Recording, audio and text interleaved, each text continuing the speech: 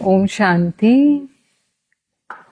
रक्षाबंधन का पावन पर्व हम सभी हर वर्ष मनाते हैं, जो भाई बहन के स्नेह के त्योहार के रूप में मनाया जाता है।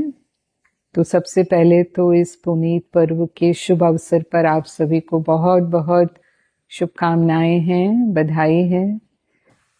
वैसे तो ये भाई बहन का त्योहार माना जाता है, लेकिन इस पर्व का आध्यात्मिक गुह्य रहस्य भी है, क्योंकि हमेशा से ही ये त्योहार ऐसे नहीं मनाया जाता रहा।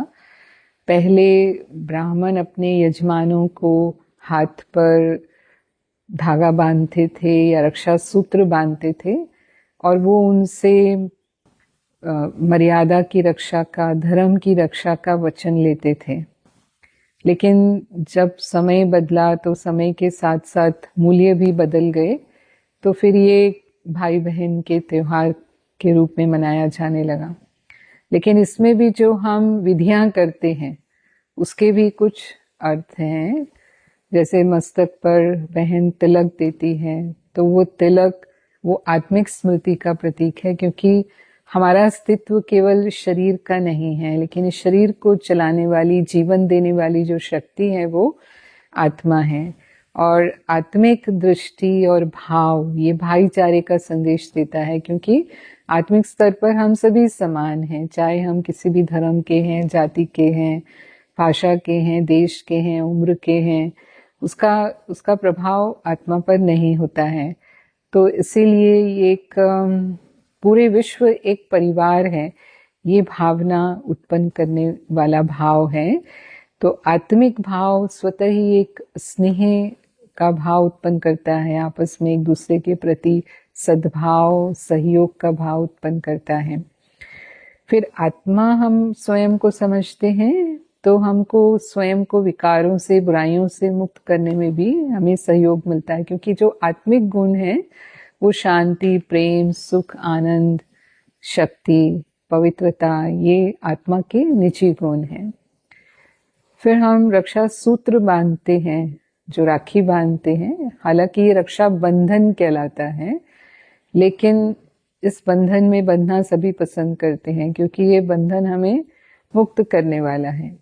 तो वास्तव में आध्यात्मिक रूप से कोई भाई बहन की रक्षा तो नहीं कर पाता है। हम देखते हैं कितनी ही ऐसी स्थितियां होती हैं जब सचमुच बहन को आवश्यकता होती है, तब भाई हाजिर ही नहीं होता है, या भाई छोटा है, या भाई खुद ही गरीब है, उसे खुद ही सहायता की जरूरत है, तो वो बहन की क्या सहायता कर सकता है। तो फिर कौन रक्षा करता है? तो वास्तव में तो परमात्मा ही हमारे परम रक्षक हैं। और जब हम उन्हें याद करते हैं, एक्चुअली जब संगम युग का समय होता है, तब परमात्मा इस धरती पर अवतरित होकर ये पवित्रता की प्रतिज्ञा की राखी हम सबको बांधते हैं, और वही हमारी विकारों से रक्षा करने की हमें शक्ति देते हैं। और वो प्रतिज्ञा से ही एक नई सतयुगी सृष्टि की स्थापना होती है। जो पवित्रता है वो नींव है, और इस पवित्रता के द्वारा ही हमें विश्व का राज्य भी प्राप्त होता है। तो सही अर्थों में तो परमात्मा ही हमें ये बंधन बांधते हैं, जो हमें अन्य सभी बंधनों से मुक्त कर देता है।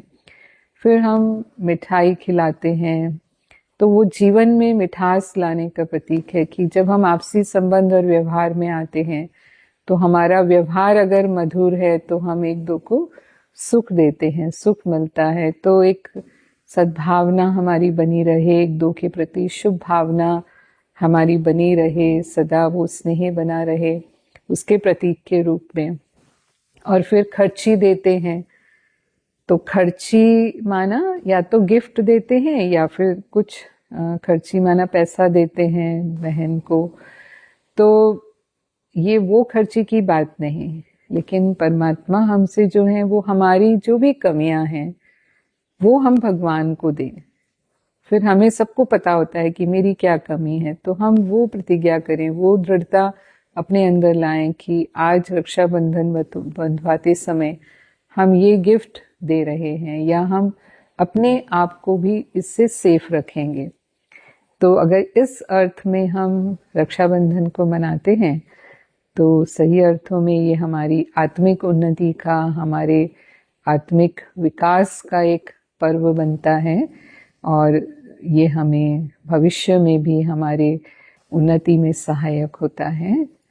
ओम शांति।